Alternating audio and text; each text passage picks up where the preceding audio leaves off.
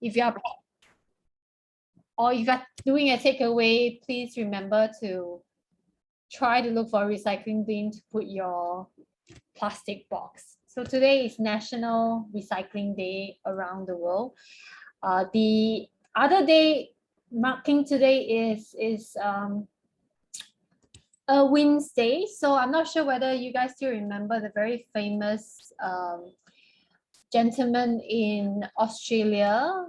Is it Steve Irwin? Yes, Steve Irwin's today is his death anniversary. So this also marks his day today. So it's a very important day. If you do have a pet at home, please hug them longer today because he's a very big animal lover. So for Brilliant today, we're gonna have a few outstanding speakers, and we can't wait to hear what nuggets of knowledge that will be deriving from all these brilliant speakers. To make it happen, I'll definitely need each and every one of your support. So please use your reaction button at the bottom within Zoom. We shall start now. Let's practice to do a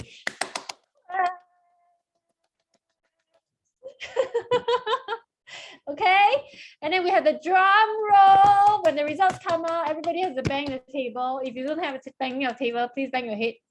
Also can, just as a joke. To help us to keep time, we have a few appointment holders. We have a few appointment holders tonight. To help us to keep time, we have our timer, Mr. Liang Sing, our ex-president of the club. We also have our table topics specialist, Ms. Ho Yan Yuan. Yes, hi. The R counter, Miss Sailing. Very important person counting all our R's, which I'm sure I will have quite a bit today. We have myself, the Toastmaster of the evening, language evaluator, Miss Anne Marie. Wonderful. Finally, we shall go into our word of the day. Shall we have our language evaluator, Anne Marie, to share the word of the day? Thank you, Toastmaster of the evening.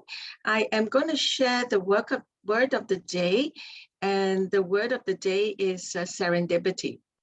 Serendipity is a noun. So what it means, it is good fortune. The occurrence and development of events by chance, but this chance is a happy coincidence. It's a happy and beneficial way.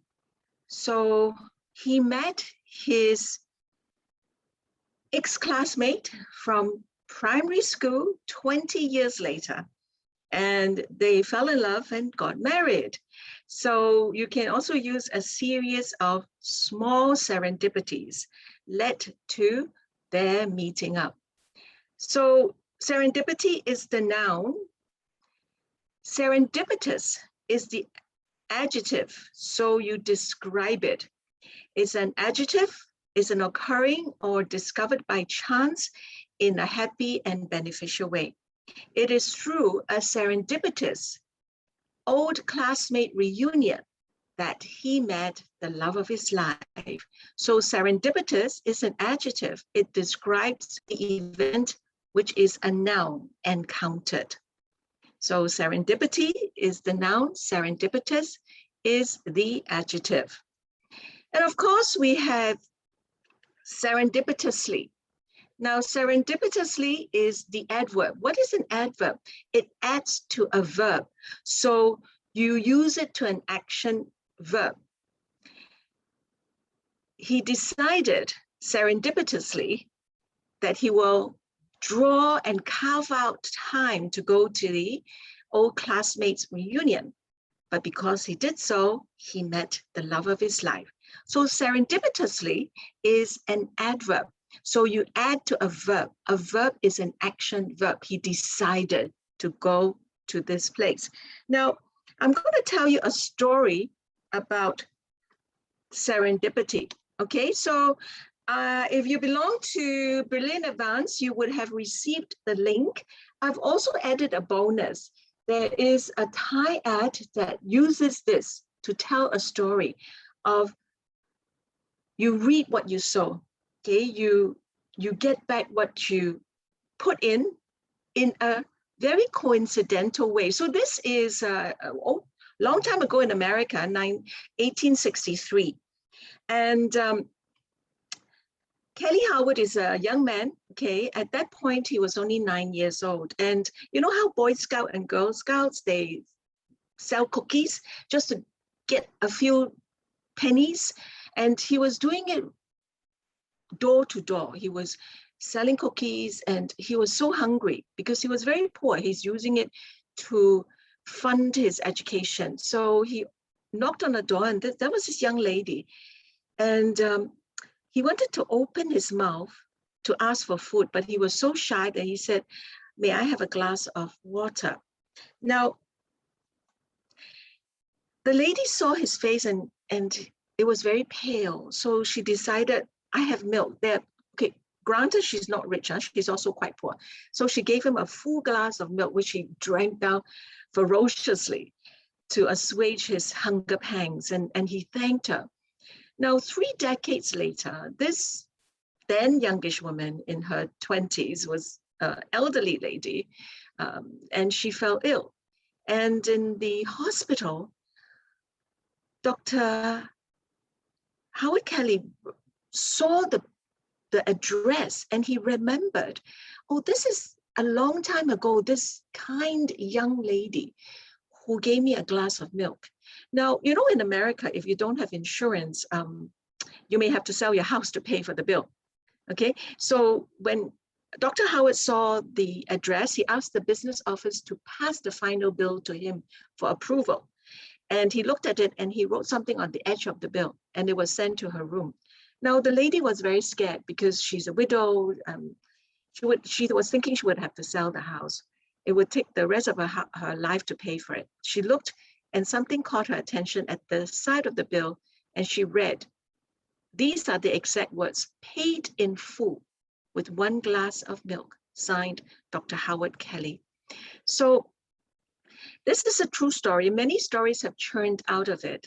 And well, come to think of it, out of so many years, this young boy, 9 years old, was poor, actually became a doctor. And out of so many patients, he recognized this particular kind lady. So this is an example of serendipity. So everyone, let me just go back to the revision, please. Let's have fun with this word. Let's use this word, serendipity, the noun, serendipitous, which is the adjective, you describe an encounter, and then we have serendipitously, which is the adverb. Thank you very much, Toastmaster Evening. Back to you. Thank you, Anne-Marie, for My sharing pleasure. the beautiful word, serendipity. Thank you. I'll try to remember to apply it in my You already did. Thank you, Alison. Yes, thank you. Thank you very much. The next part, we shall have the President opening address. Our President, Miss Elaine.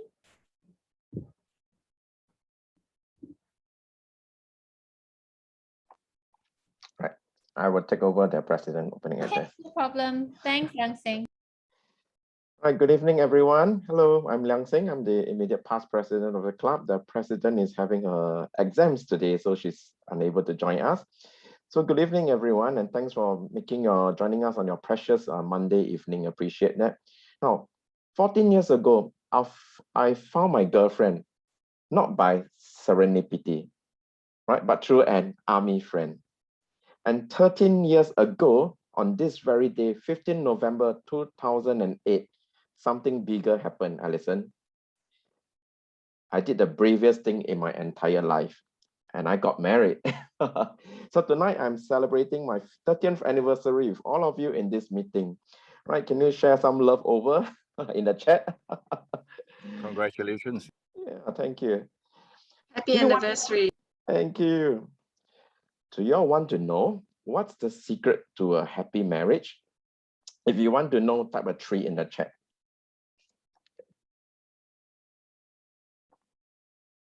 All right, keep the 3s coming. Yes, yes. Let me share with you. Okay, right, I see many 3s. Thank you very much for your interaction. The key to a happy marriage is communication. And let me share with you some examples and let me tell you why. Now, a typical marriage conversation between me and my wife goes like this. Me to my wife. Dear, can you please do the dishes? 5 minutes later, it becomes do the dishes. Another 5 minutes later, it becomes dishes. At this point, my wife will say, stop nagging, I heard you. And I'll reply, how do I know you heard me when you didn't respond? Let me share with you another typical conversation. My wife will say something to me.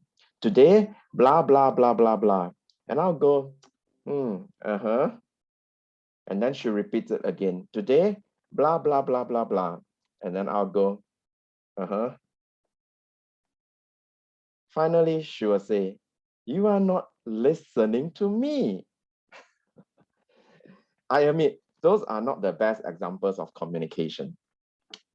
Communication, it transcends all parts of our lives. Effective communication is, in fact, the backbone of public speaking. Effective communication ensures that the message reaches the audience in its correct and desired form. Tonight, as you attend this meeting, you'll be listening to many speakers, but they have only one purpose, and that is to communicate their ideas and thoughts across to you in the audience through your screen virtually. For our visitors, I will strongly encourage you to take part in our table topic segments later on. Please turn on your video, have a full interaction with our program. Right, participation is the best way to get involved and learn. Feel free to message me or any of the committee member if you have any questions about our club. Are you ready for the to get involved in our participate in our club meeting? Give me a 1 if you are ready to participate. Okay, can I see a 1 in the chat if you are ready to participate in our program? Thank you, thank you. Before I end, if you haven't already caught the secret to a happy marriage, the key is communication. Thank you, and over to you, Toastmasters of the evening. Have fun. Thank you so much, Lang Seng. That's a very insightful and a very important sharing about marriage, especially the secrets to the marriage, which is totally agree with you. I've been married for 25 years. So yes, it's absolute communication. Actually, you know what? It's about no communication sometimes as well. Trying to restrain. Yes, moving on to our next section. We have our prepared speech. The first of our prepared speech is Miss Yi Hua, who has joined. Miss Yi Hua, are you here?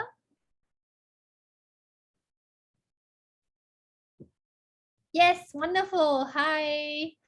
And oh, wonderful. Do you mind to share the title of your speech tonight? Hello. Hi. My speech tonight is effective communication is communication style is the key for effective communication. Wonderful. Do you mind to pin the timer? Who's Mr. Liang Seng is the timer? Yes. Do you mind to pin him first? Make sure that you can see him. And for your evaluator is Miss Jean Tan. Jean, would you mind to share the project objective? Sure. So the purpose of the project is for the member to learn about the different communication styles and identify his or her primary style.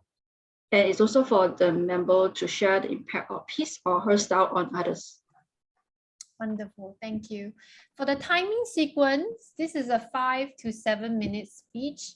At the 5 minutes, you will see the green card, green timing. And on the 6th minute, is it on the 6th minute, you will see the amber. And then on the 7th minute, you see the red. And then when it comes to the final, you have to do the wrap up by the 7 minutes, and Liang Xing will shout out time. On 7 minutes, 30 seconds, time's up. 7 minutes, 30 seconds is the time's up. So I will hand it over to Miss Yihua.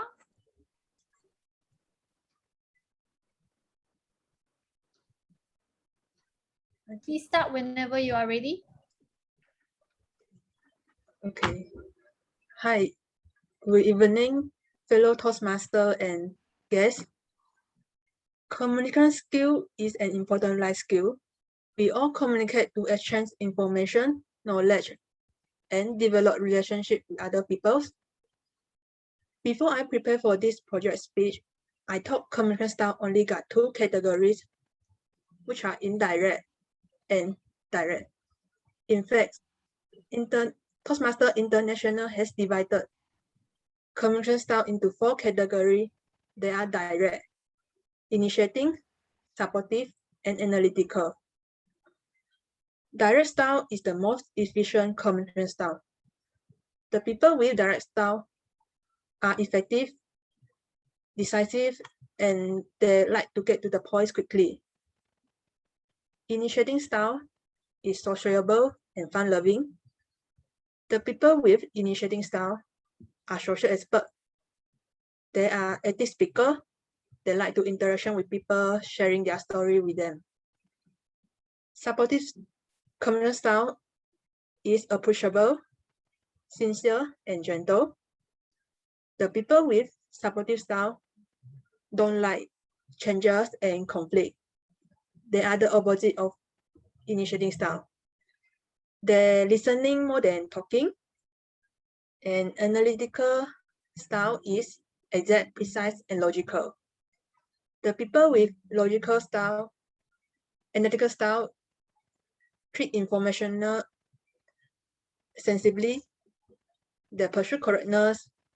They use facts and figures to make decisions. To find out what is my communication style, I took the questionnaire and I scored 5 marks equally for the supportive and analytical. I would say that my primary style is supportive. I am a person who don't like to have conflict with my family, colleagues, and friends. I don't like to upset people. Most of the time, I'm the one who compromise to resolve the conflict. My colleagues always describe me as friendly because I often lending my ears to them. I like to listening to them to talk and sharing their story with me. I'm happy that they find me approachable because being approachable is important for me to build relationship with other people. I also use analytical style at my workplace, all of my colleagues as well, because we do accounting jobs.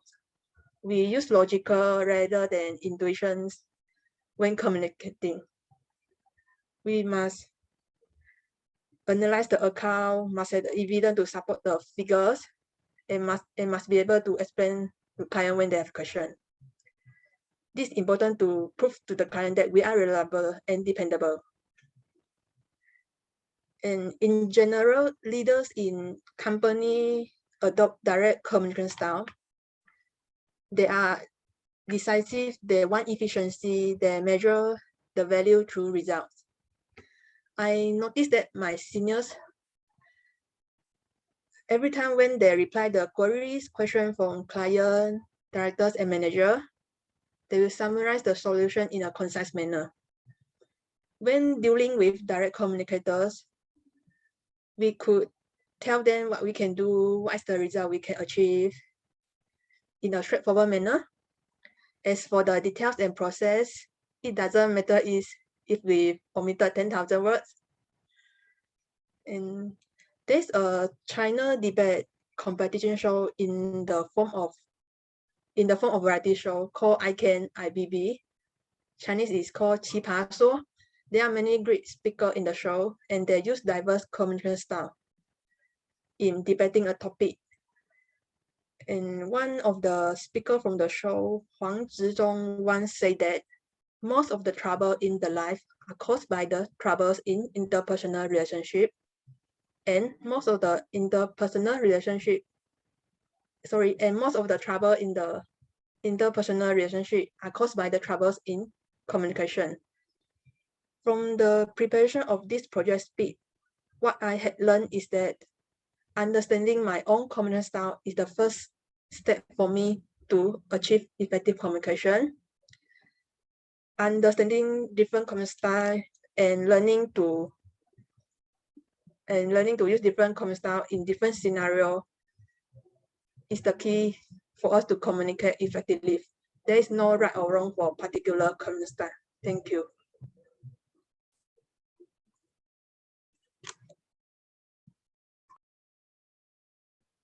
Thank you, Yihua, for sharing your communication style.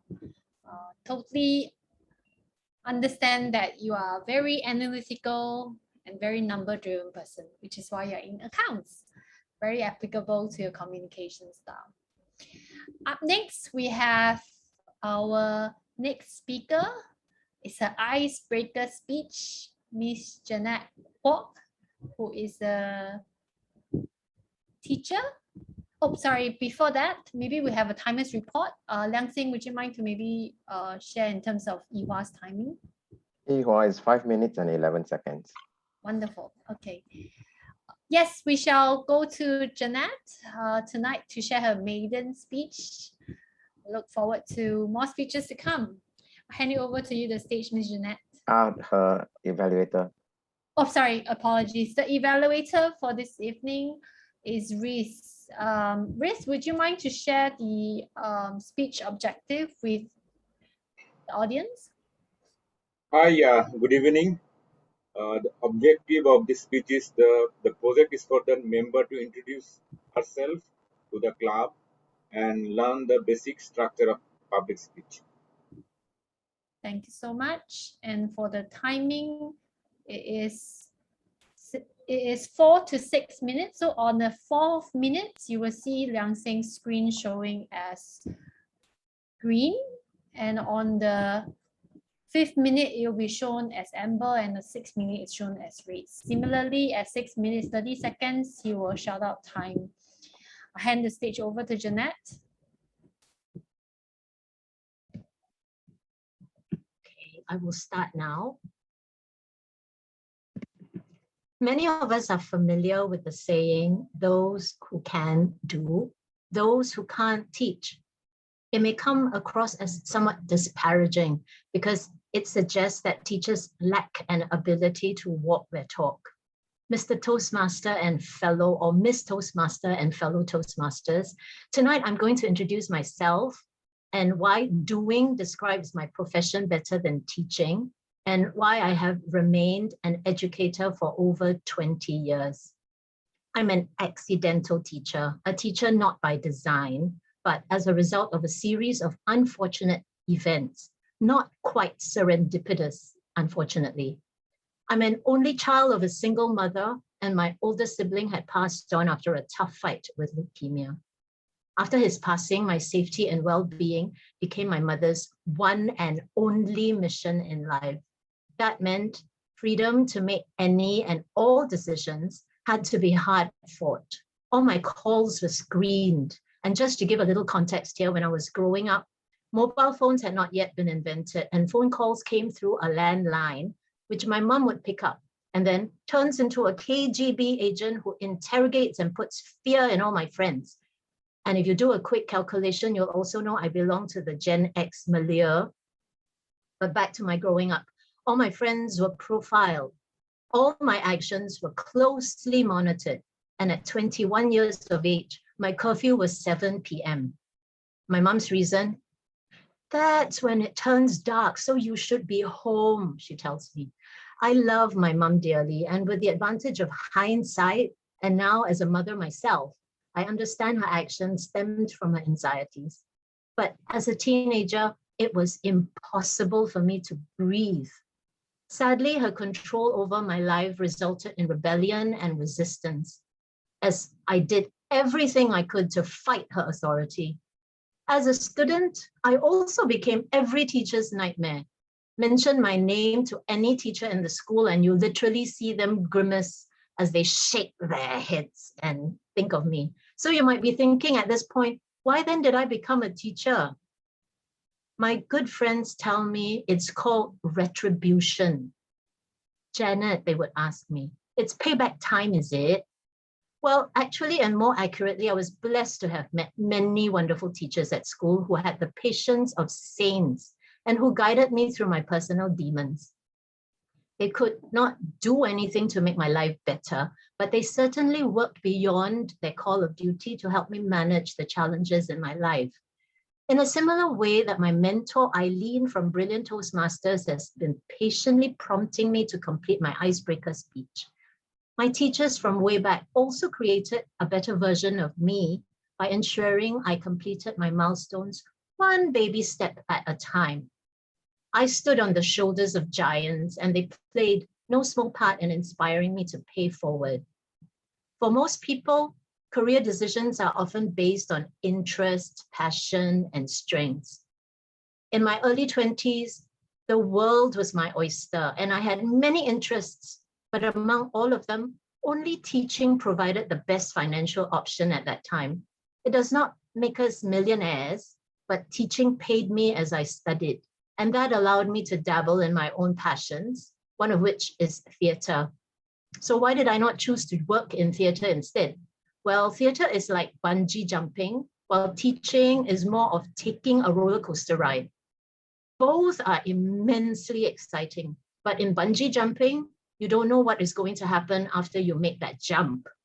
A roller coaster ride goes through gravity-defying loop-the-loops, but it always ends up back at the base station. The need for a sense of financial stability and consistency was something important because I grew up not having much of it. Having a base station and ensuring job security was important to me. Furthermore, once my children were born, the irregular hours of being involved in a theatre production meant I had to give up being a mother to my children, and that would drive my mother into another fit. So instead, I bring what I learned from theatre into my classroom and made it my stage. I live vicariously through my students who are my audience. You can perhaps understand why I started attending Toastmasters sessions. This is another stage on which we are all players and actors, but more importantly, I want to be able to bring what I learn about speech making back to my audience in school. I want to stand in their shoes when I ask them to write a speech for me. I want to know what it feels like to write and to share about their lives. I want to understand their challenges and why it is so hard for them to introduce themselves, even to very friendly people in the room. After today, I think I understand their struggles a bit better because of how my heart is palpitating at breakneck speed right now. So I believe that those who can do, but those who understand teach. Thank you. Thank you, Jeanette, for a wonderful speech. I thought that was amazing walk through your life and your life experiences. And Patricia has mentioned in the chat that she had similar experience. Wow. I can imagine. But now you have kids of your own. I'm sure you understand where your mom comes from. So it's a wonderful sharing. Thank you so much. On the timers report, Dang Sing, thank you for sharing. So both are on time, 5 minutes and 45 seconds, very prompt. We shall take a 10 minutes break. If to come back at 8:15 for our next phase of the evening, which is the speech evaluation. So we'll come back at 8:16 then. Okay, I'll see you again.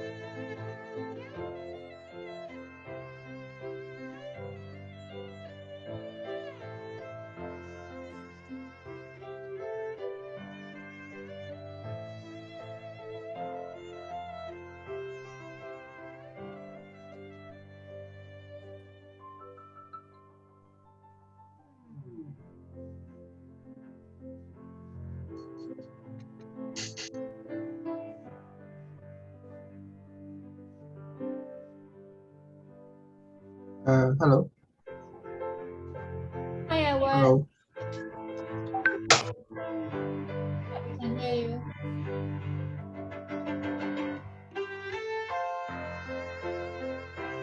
Hello. Hi, yes, Edward. Yes, hi. Can you hear me? Yeah, we can hear you.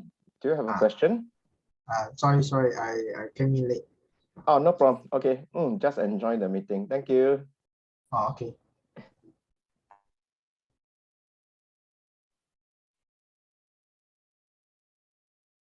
We shall start in a minute.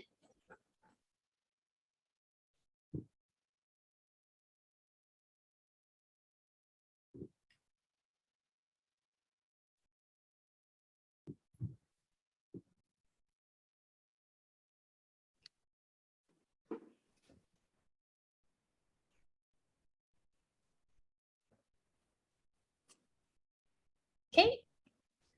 Hello. Hi. Now it's 8:16. For those who has just joined, Are you Sean? Am I in the same group as Mary Ann? Gotcha. yeah, Obviously, Lee, you are visiting the Brilliant Advanced Toastmasters Club. Oh, okay. Sorry. Okay. Yeah, okay. thank you. Just listen in. Thank you. Okay. Sorry, Thank I thought maybe I'm in other Zoom, net talking rubbish. Okay, but okay, I'm in the right group. Okay, on. Thank you. You're welcome. Welcome. Welcome. For those who are not speaking, please kindly mute yourself. We shall start now with coming back to the second part of our session tonight. For those who have not voted for the best speaker yet, please go to our menti.com that's written on the Zoom chat and use the code 366-58495 to vote for the best speaker. You can also use the link directly there, menti.com/. Yes. Kindly vote for the best speaker for tonight.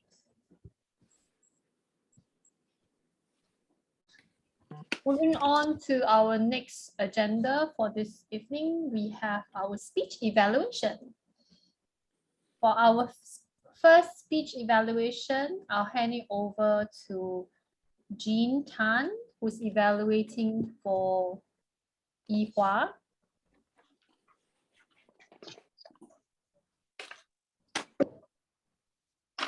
So I may start now.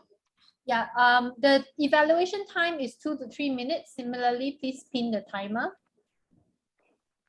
Yep. So, Jean, 2 minutes will be green, 3 minutes yellow, and 3.5 for your evaluation, right? 2 minutes green, 2.5 yellow, 3 red, and 3.5 times up. Okay. Okay, you can start now, Jean. Okay. Hi, fellow Toastmasters members. Thank you so much for giving me the chance to talk. So I would like to thank Yihua for the insightful speech, as it felt that it refreshes my memory that I'm back in school. I felt that the speech is very well organized, and Yihua managed to be very calm at speaking. So I felt that the speech is crafted out in a manner that is very in sequence, whereby it related to one topic to another. It leads to one topic to another that she wants to demonstrate for each communication skills, communication styles. And she's managed to bring across on what is a communication style by explaining to the audience that how she managed to identify is through the quiz that is by Toastmaster website. And I felt that she's very observant because she's able to let us know not only her style, but also her co-workers, like her senior, how they actually demonstrated their different communication style in order to get things done. And I like that she's able to use quote to give us some sense of how the communication styles is like in relation to a variety show, whereby it can be quite intriguing to know more what does it really mean when she said that most troubles is caused by interrelationship and most interrelationship is caused by the trouble. I felt it gives us some sense to understand, to trying to find out what does that really means. And lastly, I would like to share that she is able to end off the speech well by saying that there's actually no right or wrong to a communication style, which I felt that is true as well. And I think that she can improve on area whereby she can inject some story to display how her communication style work in favor or against her. That will be able to let us know how is her communication style impact on her daily life. So I would like Iwa to challenge herself by giving us more story to the whole speech. Thank you. Thank you, Jean, for the evaluation. On a timing sequence with 2 minutes, 50 seconds. Perfect. You're within the time. Move on to our next evaluator for tonight. We have, apologies, Reese to evaluate Jeanette. Same timing sequence, 2 to 3 minutes. Reese, please go ahead. Thank you. Good evening, Toastmaster of the evening and fellow Toastmaster. First of all, I like to thank Janet for the wonderful speech, and I believe all of us liked it so much. It was so wonderful the way you have started to introduce yourself and your feeling being the only child and afterwards your reflection as mother. That was really nice. The things which I most like is your comparison between bungee jumping and roller coaster. Like it's something like you try to uh, explain that what we are passionate about and what we are ending up with. So this is something we all may relate in our life also, and the way you have explained it, it was wonderful. So if I want to tell that what you have excelled in your speech, that you have engaged the audience in a very nice way, and the way you have told your story, that was amazing. And you did manage to take all of us to the journey of your storytelling. Also, I should say the content of your speech was well prepared, and for an icebreaker speech, I should say it was really good, especially if I compare with my speech, it was much better. I can see that. Thank you very much again. As I told that your speaking capacity is good. Maybe you are a teacher who talks, that's why. But few areas where I can, tell that you can work on so that you can bring yourself to next level. Like as I told that you had an amazing capacity of storytelling, but perhaps you should consider to make it little slow so that as audience we can digest, we can understand.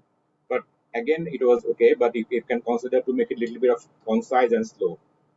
At the same time, maybe you can try or work on some vocal varieties or something, which will make your speech, more appealing to the audience, so that we will be more into the story. At the same time, when you have complete, perhaps you can come with some takeaway, like some conclusion. Maybe your end of the speech was a little bit fast, but it was okay. But I think if you can tell us some gist or some takeaway, that will be even much better. Thank you again, Janet, and it was a wonderful speech to hear. Over to you, Toastmaster Vinny. Thank you, Reese, for sharing your thoughts on Jeanette's speech. I thought that was a very insightful sharing. Moving on to the next will be our timers report. I think both of them are within time. So to vote for the best evaluator, please go to menti.com. There's also a link on the Zoom chat. Please. And 2 minutes in doing that, I'm doing that now to vote for the best evaluator.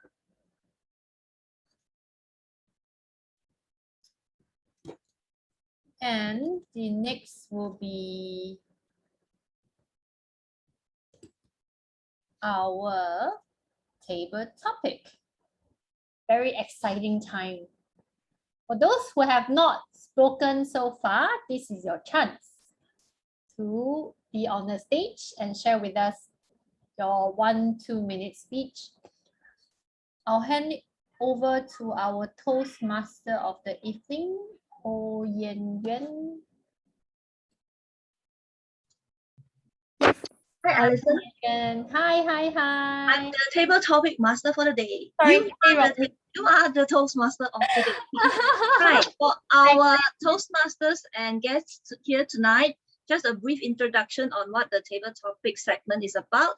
It is to allow you to speak unprepared on a given topic that you will be choosing. I will need access to be able to share screen. So I don't know whether I have access already. Right, thank you very much. So you're given 1 to 2 minutes to speak. On the first minute, you will see the green light. On the 1.5 minute, you will see yellow. And on the second minute, you will see red. And you will have 30 seconds to wrap up your speech before you are being out of the voting system. Right. So I need some brave soul. Let me just share my screen first. Right. This one.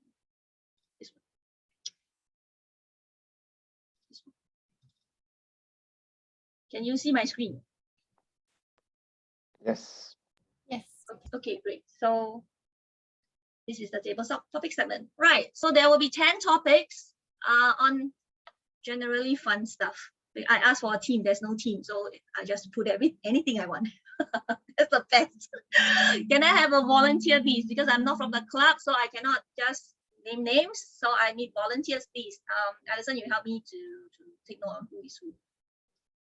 Sure. Who's going to be the first volunteer, please? Shall we have Cheryl or Huizi? Sure. Okay, Cheryl, go ahead. Okay, Cheryl, please pick a number. Number. Just a little bit of clue. The pictures behind the number is a little bit of clue on what the topic is about. Maybe number 3. Number 3, right. Do you have a best friend? How will you describe him or her? Do you have a best friend? How will you describe him or her? I will just leave this on. Okay. Cheryl, do you want to turn on your video? Yes. Oh, I never turned on my video. Oh, sorry. Oops. Okay, hopefully it runs well. If it cuts halfway, I'm so sorry, my computer got problem. Okay. Hi everyone. So I do have a best friend, and how I actually determine a person to be my best friend is that this person will be a person that have been with me through my thick and thin, and a person who actually accept me for whoever that I am, and a person who I'm able to actually go forward to, and for all my problems. And how I do have I have a few best friends, but I would like to actually name one of them. Her name is called Nori. She is a person who is rather unique in a way that she is very amazing. However, she always doubts herself, but then yet she still pushes through life like there is no problem. I really admire her for her determination, even though she has a lot of self-doubt and she has very low self-esteem, but yet she's able to actually accomplish so many things. She has actually done a lot of projects with me, and I have actually done a lot of projects with her. We are considered like a partner in crime in a lot of projects, as usually people who actually describe us as water and fire. For me, I'm a water and she's like fire. she's a person who is very passionate about the things that she does, and she makes sure that she pushes through everything, and despite the doubts. And usually I'm the one that will be over there to actually soothe her and make sure that she continues to actually have this burning passion for the project, and then help her to actually pull through it while actually making sure that everything is all well. So I will actually describe her as very unique and very memorable. Thank you. Thank you very much, Cheryl. I believe everyone has a best friend, and please take some time to reconnect with this best friend if it has been some time that you haven't talked to this person. Right, can we have a second volunteer?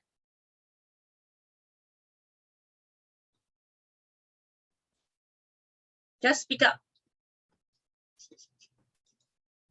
Who else should I arrow today? Yeah, please shoot the arrow. Shall we have Patricia? I like your very pretty picture. Patricia, Are you there? can you pick a number? Are you there? Patricia, she's not here. Hi. Hi, James. Yes. Yeah, I would like to try. Please go ahead.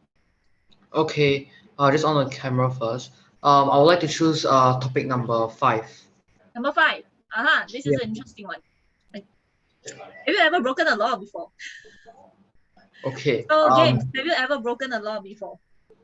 So because I come from a strict background, my parents are always like very fair to me, but they are also very strict about regarding what I do or what I don't do. So no, I've never broken a law before. However, I have read newspapers or have rather seen a few of my friends actually kind of like breaking the law before. Mostly is kind of like harmless things such as like well, like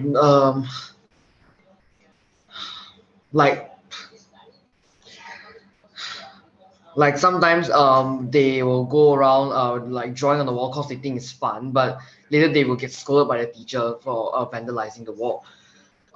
So perhaps I'll tell you their experience of how they. So after they broke the law already, right?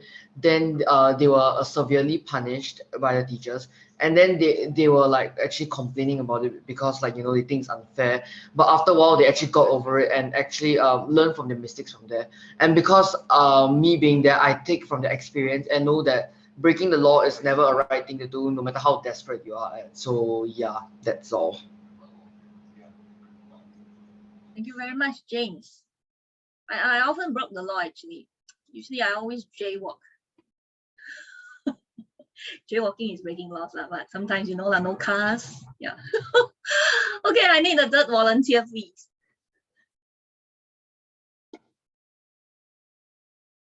Come on.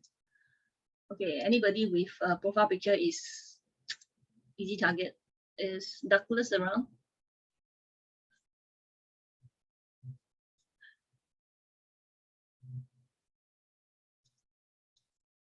Patricia, are you still there?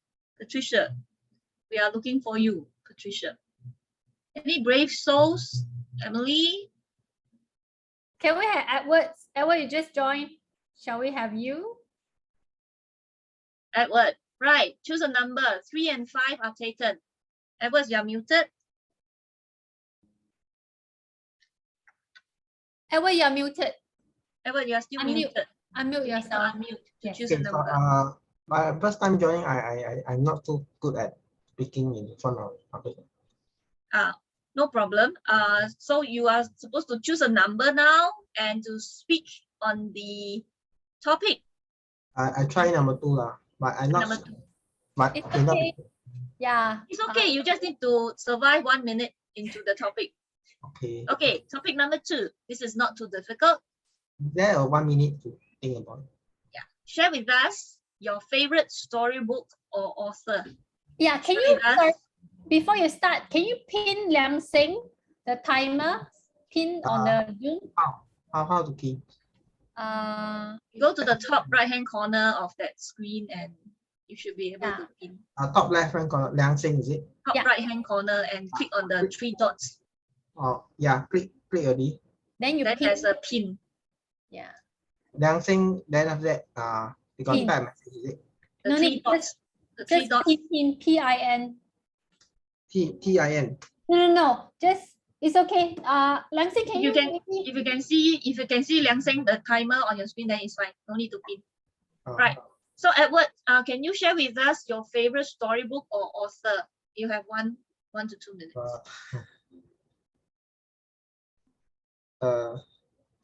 Actually, I have been reading a few storybooks. There is not just storybooks. I've been reading some fiction books, non-fiction books as well. Some of the stories actually come across quite interesting. Yeah, one of the stories that actually I actually borrowed from my student is actually called The Land of Stories. The Land of Stories by Chris Coffer. I don't know whether you have heard of that. It's actually come out with one of the movies. Yeah, The Land of Stories. It's about a pair of twins. It's about a pair of twins who accidentally fall into a fairy tale world when they actually actually plunge into a fairy tale book. This fairy tale book is left behind by the grandmother, who happens to be a fairy godmother. Yeah. So the thing is, they actually plunge into the fairy tale world. What they do is that actually they try to find their way back. So they find that actually someone actually has left behind a book called The Wishing Spell. You have to find a list of things together. So you have to visit all the fairy tale characters such as Cinderella, the Snow White and the Seven Dwarfs, Snow White, the Sleeping Beauty. Yeah, all except that now that the princess have all become queens, so they have to visit all the kingdoms to collect all these items. So actually, along the way, actually they face some difficulties. And also they also met up with Goldilocks. Goldilocks, you know, the last time the girl who actually been chased by the 3 bears. She's actually an outlaw that is wanted by all the kingdoms for all the crimes. Yeah, but she actually she became friends. They became friends with her, along with Jack and the Beanstalk. Yeah, so actually they are actually couples. So there are quite many characters, very interesting characters, and then they set up to collect all the items. But there's actually an evil character which we call the evil queen. If you remember Snow White's mother, the stepmother. Actually, what we see in the fairy tale character, actually, Chris Coffer put it in another perspective. The thing is that she's actually manipulated by a wish to get her lover out of the mirror. Time's Because up. every time she sorry, time's up. Okay, sorry. Yeah, I think basically it's very interesting. If you have time, you can go and look at this book. Yeah, it really sounds very interesting. It's like all the fairy tale stories that I read when I was still a child, all into one. It sounds like a very messed up fairy tale into one book. That's interesting. The thing is surprising that the fairy godmother is actually their grandmother. Right. Thank you very much, Edward, for your share. Maybe you would like to type the title of the story in the chat for us to find out more if you're interested. Right. Can we have two more table topic speakers? We will have 2 more speakers. 2, 3, 5 are taken. Can we have a brave soul? Patricia Neo. Sorry, Patricia Chok, is it? Yeah, to go first. Yes, Patricia Chok, are you here? Is that how I pronounce your last name correctly? Hi, Patricia. Hi, it's my first time. Yeah, Patricia, no worries. Table topic doesn't need any preparation. Can you just choose a number and just speak on the topic behind that number? 2, 3, and 5 are taken. The little bit of clue is the picture is a little bit. I'll go for 10. Right, 10. This is an easy one. Which is your favorite festive holiday? Which is your favorite festive holiday? Patricia. Favorite. Okay. Okay. Do I need to pin anybody? You can pin the timer, but if you can see the timer already, then it's fine. Okay. My favorite festive holiday, I would say Christmas. It's more about the atmosphere on the streets because everywhere will be decorated and decorated with lights at the shopping centers and the streets. So it feels, I feel the festive cheer as compared to Chinese New Year, say Chinese New Year, because I would not like to go around visiting my family or relatives. I rather, like walk on the street and enjoy the lights with my family members or friends. It would be even better if I could spend Christmas overseas, say somewhere with snow, and it feels more like Christmas. Yeah. Thank you. Thank you very much, Patricia. Yes, my favorite festive holiday is also Christmas because of all the lights, all the shopping, and all the holidays, the feel of snow if you're overseas. Thank you very much, Patricia. Yeah. Can we have a final table topic speaker? Alison, which arrow, where is your arrow going to shoot? Patricia, the other Patricia, Neo.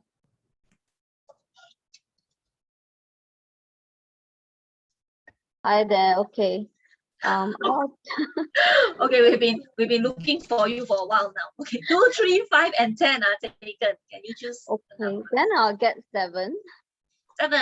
Right. So your topic is, tell us a gift that you receive that is memorable. Tell us a gift that you received that is memorable. Patricia.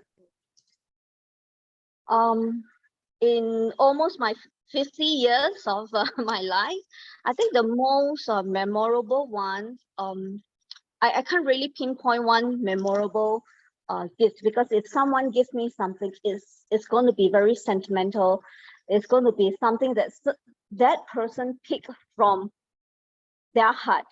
But if I have to choose, I would say that it is my parents' love for me. As cringing as it may sound, but because without them, I wouldn't be here today, and I wouldn't be who I am today, because they are the one who, other than love, they are my, pom-pom, they are my cheerleader, very supportive of what I do, and things that I've learned from young is all from the upbringing, the education that I have at home, and the time spent with my parents. So I would think that is the most memorable one. And for me, if I am to give a gift, I would really want to consider the person's needs during that time, that moment. It could be just, it doesn't have to be a physical thing, a physical gift. It could be just a moment shared together, and that is time. Is also a gift. A friendship is also a gift. So yeah, and yeah, choose the gift for your loved one, for your friends, according to what they need. Yeah, that's all. Thanks. Thank you very much, Patricia. Indeed, parents' love and time are things that sometimes is difficult to have. Yeah. Right, now we have come to the end of the table topic segment. May we have the timer's report? Yang Sing? So Cheryl is 154. in. James Arthur is 108 in. Edward is 235, so overshot the timing.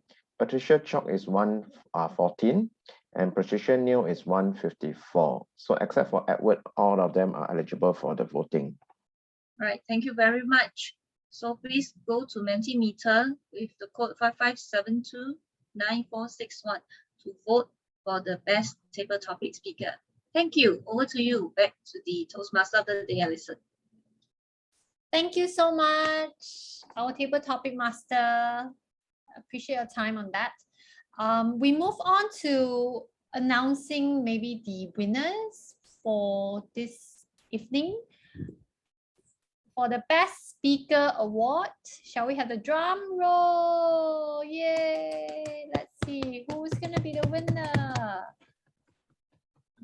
Cheers to Jeanette Kwok! Yay!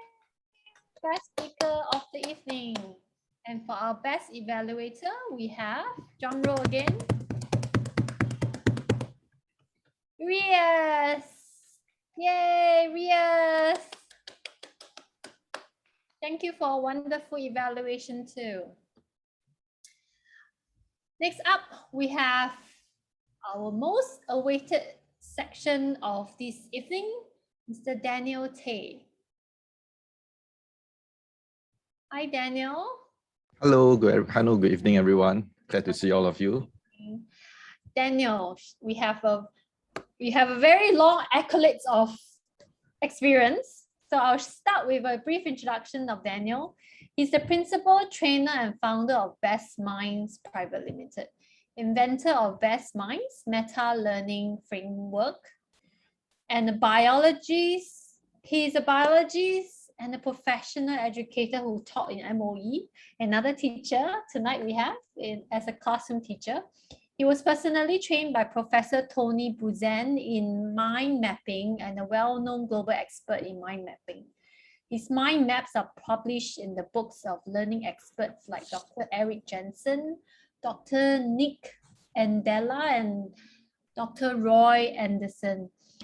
Daniel's creation works have over 500,000 downloads, wow, globally.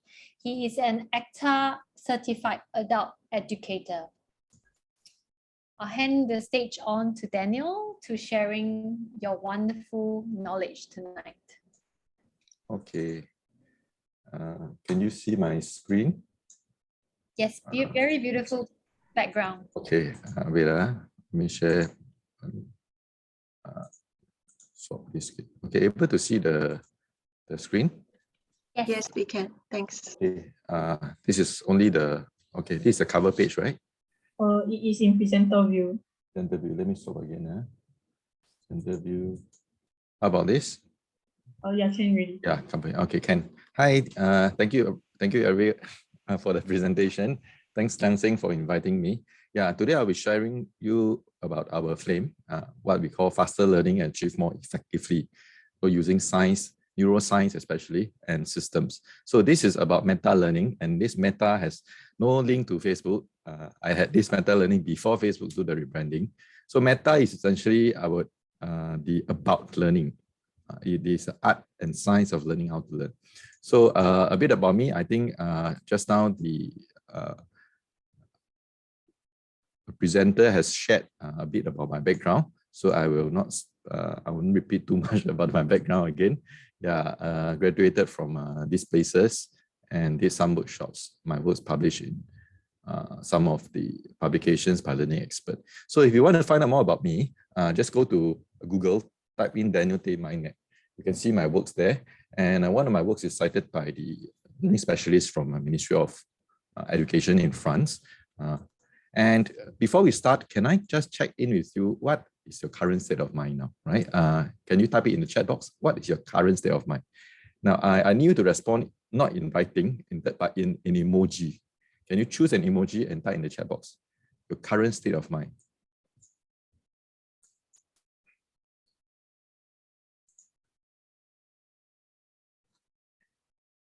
Okay, I can see Joyce smiling with the mouth wide like this.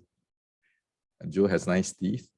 Patricia, is okay, great. Emoji. You have to use an emoji. And this is my way of checking in if whether you are there, because I always like to see the choice of emoji to show what kind of state of mind you are in. Okay, great, wonderful. Yeah, I love Liang Xing's double love. Now, thank you. There's a cat in the house, so the cat is let out of the bag now. Okay, now thank you so much for your participation. Now, there's one thing called the flow state of mind, the flow zone. Typically, this is the best state of mind that we need to have to be when we enter a serious study learning session. And sometimes we need to be self-aware. What is our current state of mind? Are we happy? Are we sad? Are we fearful? And having emotions are very natural. We are human beings. That's why we have emotions. And there are certain states of mind whereby learning is optimal. And one of the best is when you feel that you are safe, you're secure, and you feel happy, you have no hunger, your basic needs are met. This is when it's the best state of mind to learn something new. And coming to this slide, what is meta learning? Almost everyone I meet, everyone who asks me what I do, I say I am a meta learning coach. The next question would definitely be, what is meta learning? So it is the science of learning to acquire skills and knowledge effectively and efficiently. All right, it is a science. So in the past, people use trial and error to see which method works, and whatever works, they just repeat it and double down on it. But today, because of technology, especially in advances in the neurological sciences, scanning of the brains and all, so they have a more scientific method of measuring learning outcomes and learning methods. Now, can you all type in the chat box, what do you see in this picture? Or what is the first impression that comes to your mind when you see this picture? Journey to the unknown, says Cheryl. Okay. How about the rest? It would be great if you can engage so that I can also interact with you, and after in Q&A, there'll be great time to ask any questions that's related to meta learning. Swim in the sea, I like that. Experience. Jean said life. Anne said life and learning equals to journey. Journey is endless, holiday. And Yuan, sail away. Well, all these are amazing answers. Okay, this is the word that I have written on the beach using a stick. And to me, Patricia said, into the horizon, many beautiful sea creatures. Wait. Cheryl, are you there? Where are the sea creatures? Could you just share with us where are the sea creatures? Because I don't see any. In the sea, okay, inside the sea, okay. Apparently you can see what is underwater from the surface. Okay, that's a superpower. So this is a word that I drawn on the sand using a stick I found along the beach. And as I write the word journey is a big word journey. Do you think it is easy for me to write the word? Assuming I have no neurological diseases that makes my hand shake, is it easy for me to use a twig to write the word journey on the sand on the beach? Can you put in your views? Easy or difficult? Just these two choices. Not easy, I tried before, okay? Joe, maybe your one is too big. Cheryl is easy, yes. Okay, Cheryl says easy. Anyone else? This, with pun intended, it's an easy question. Easy, not easy. And say it's not easy, interesting. And it is sand, you know. It is not concrete, it's sand. Depends how big the alphabet is. This one very technical. Yeah, cool. But big one, imagine it was a small one, even this small. Is it easy to maybe just write letter J, one alphabet? Easy. Okay. Just make a marking on the sand. Is it easy? Okay, most of you put easy. Yes, it's easy. And what happens the next day? Usually, if you write a marking on the sand and you come back the next day, will your marking still be on the beach? It's a yes or no question. Subha says washed away is gone, no more, gone, finish, gone. Why? Because the tide comes, the tide go. And because when you ride on the beach, it is very easy. And the tide comes is also easily washed away. Now, let's look at this picture in contrast. What do you see here? This is a stone that has carvings on it, okay? This stone is over 3,000 years old. It's dug out from archaeological sites. Now, can you tell me, this is a contrast question, right? Do you think back in those days, using such primitive equipments or tools on the left, is it easy for the people back then to carve these writings on the stone? Can you type in the chat box? Not easy. Yes. No. Very hard. Confirm crazy difficult. Yes. This is absolutely difficult. And sometimes they may injure themselves in the process. The beginner not easy, but expert will be easy. Quite true also. Expert will find it easy. But to reach the expertise at the beginning, you'll find it very hard. And what do you realize? The fact that we can still see it today after 3,000 years. We can still see the engraving, the carving on this stone after 3,000 years. It means that if the engraving is done using immense effort, not just the skills are good, the skills are indeed good, but also because a lot of effort is put in the process of carving. And that is why it stood the test of time. Permanent, not transient. I like that. Okay, so let me just suppose these two photos side by side. Okay, we are going to share that effort, when applied correctly, improve learning outcomes. This is a law of learning. It applies in every single case. You need to apply effort for effective learning outcomes. And there's one problem. Do we have unlimited time to apply unlimited effort? Can you type it in the chat box? Yes or no? The red question, do we have unlimited time to invest unlimited effort? No. Okay, Patricia say, Alison say no. No. No, no. This is quite a clear-cut, no-brainer question. Although I'm here to help upgrade your brain, but you can answer this without a brain. No time. Time is limited. Yes, limited time. Even effort is limited because we have limited energy as well. Okay, correct. No, we don't have unlimited time to invest unlimited effort. So the key thing is that we have to find optimal methods to learn in an optimal time. Okay, so if our brains are like software, okay, we are like Windows 95. I don't know how many of you all still recognize Windows 95. It is a software that made Bill Gates the what in the world? Can you fill in the blank? Windows 95 has changed the world quite dramatically. And on the right side is his competitor back then, but all this has been outdated. So anyone can remember Windows 95? If you remember, can you type yes? If not, can you type no? If you do not wish to respond at all, can you give me a smiley face? Yes, yes, yes, no, no, no. Okay, Vivina probably is a younger generation. So maybe born after 95.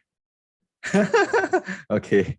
No need to review age. Just a idea whether you are aware that there's such thing called Windows 95. The operating system that changed the world and made Bill Gates the richest man in the world back then. Okay, back then. And OS X is the system in a Macintosh, its competitor, and now it is no longer in use because they are outdated. Okay, so you look at the difference between technology in handphones. 100 years ago, handphone looks like that, upper left, and today is evolved beyond recognition.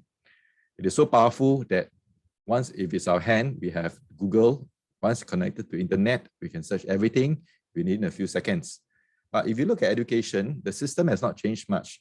How they sit in classroom in rows, many teachers to one, not customized to individual, and even methodologies. They are using ways which they thought may work back in those days before the internet was invented. Okay, now there's really two generations in terms of learners. One generation are learners that have seen a world without the internet. Another generation is who are learners who are born into a world that is already hyper-connected. So they have never seen a world without the internet. And these people, their brains are wired quite differently, and we require scientific ways to help them acquire skills much faster. So our brains, all our brains workings and learnings is due to wiring, and I will share with you more about that later. So today's not really a workshop, but it's a sharing. Okay, but I will be having a workshop near the end of this month. I'll give you more details later. And the workshops, my workshops, we share scientific frameworks to help them upgrade their software. Okay, and some of the benefits you can expect is to reduce time required if you want to learn a new skill, or if you want to revise an old skill, or if you have already current skill sets, you want to upgrade it. Okay, you instead of taking 5 hours to upgrade the skill, you take much less time, say only 3 hours. Okay, it's significant saving of time. Take for example, you have 2 agents. Okay, they want to both upgrade. They need to go for certification in order to become a senior agent to upgrade. And then one studies his own way, the way that he has been taught when he was in primary school, when he's in secondary school. We read his notes, he highlight everything, and then he do his own versions of the notes. He eventually passed because his method do have some utility value. It is effective to a certain extent, but not the most effective. Okay, so he eventually passed, and he spent about 12 weeks for this to pass the test, and 5 hours a week. Agent B use scientific methods and systems to optimize the learning process, and he spends only 3 hours a week for 6 weeks. So if you put them side by side, okay, both achieve the same outcome. They got their level 2 coaching cert or level 2 certification, but one got it in 60 hours, the other one got it in 18 hours. Just a quick check. How many hours do Agent B save? Quickly type in the chat box. This is a checking of whether you're still engaged. Okay, it's quite easy. Thanks. Thank you. It should be 42 lah. It should be lah. If it's not 42, then I think I'm talking to the wrong audience. Okay, thank you very much. Thank you very much. So it's easy to say 42 hours. This is just a general example that time, precious time, our most precious commodity, or something that we have the most precious, it can be saved by using optimal learning methods. Okay, so if you're a professional, let's say professional financial advisors, they only need to take 4 exams to start their journey. But 4 exams is not enough for them to rise up the ranks and become really an expert in financial advisory. They have so many more exams to take, so many more qualifications for them to keep on taking and upgrading, for them to become better and better and more competitive in their own fields. Same for WSQ, Work Skills Qualification, there is a ladder of promotion and upgrading, whereby they take bite-sized skills. And when you take these modules, bite-sized training modules and all, we want to spend the least time to achieve the same outcome. Spend less time to achieve the same outcome. So by learning these optimal methods, it will help us save time. And imagine we just save extra 1 hour a day. It will add up to 365 days a year, which is very substantial. Okay, if we convert it to paid leave, let's say one day we work for 8 hours and we have this extra 365 days a year, it will convert to 45 extra paid leave, and we can do a lot with it. Okay, we can spend the extra time to do what we love, to maybe look after our health better, to have a side hustle, to have a second source of income, or even to spend more time with the people we love. Even the government is strongly encouraging people to go and upgrade through Skills Future, giving us free credits to go and learn and train. Why? Because when workers have more skill sets, revenues rise for the companies. Okay, the chances of promotion if you're an employee is much higher, and your chances of getting retrenched is much lower because you are more relevant, your skills are more useful and up to date. And it also helps you boost learning in terms of your sales, marketing, communication. Very important. I have to slow down this word, communication and management, because communication is just so important. And you can learn communication skills through meta learning. Okay, so if this is an organizational staff developer, okay, in some places they call them L&D specialists. In schools, I think we have an earlier teacher there that is the SSD, school staff developer. They save money, they save time, especially if every time they send people for training, they have downtime, they need to relieve people who went for training. And with reduced time in terms of training, a lot of opportunity costs, manpower costs, savings costs can be achieved. Now, this is a graph of memory and learning abilities against age. This is a natural, the blue graph, right? The blue line is a natural progression of our cognitive capacity, how well we memorize and learn, and it improves from birth all the way until we reach age 29 to 32, plus minus 30 plus minus 2, after which it will start to decline. So any one of you is above 30, can you put yes in the box? Under 30, can you put no? Okay, no. So we have quite a few that is still improving their cognitive capacity. This is a biological fact. It's nature. It's something that we cannot fight.